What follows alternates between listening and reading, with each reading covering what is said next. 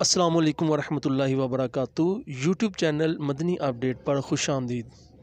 آج آپ کو بہت پیارا وظیفہ بتایا جائے گا، حافظہ کیسے مضبوط ہو یا پڑھائی میں دل کیسے لگے۔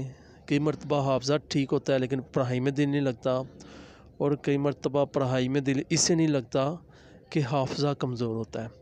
تو آئیے سب سے پہلے ہم وظیفہ سنتے ہیں کہ حافظہ کیسے مضبوط ہو۔ حافظہ مضبوط کرنے کے لیے ہر نماز کے بعد اپنے ماتھے پر دہنا یعنی سیدھا ہاتھ رکھ کر یا قویو یا قویو یا قویو 11 بار پڑھیں۔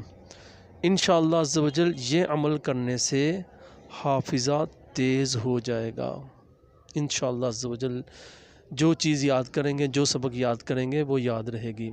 اور پڑھائی میں دل نہ لگتا ہو تو ہر نماز کے بعد 101 بار یا اللہ یا رحمانو یا اللہ یا رحمانو یا اللہ یا رحمانو پڑھ کر پانی پر دم کریں۔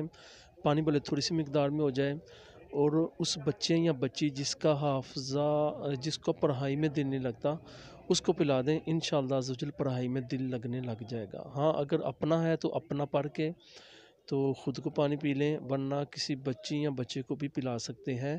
انشاءاللہ عز و جل اس کی برکت سے پڑھائی میں دل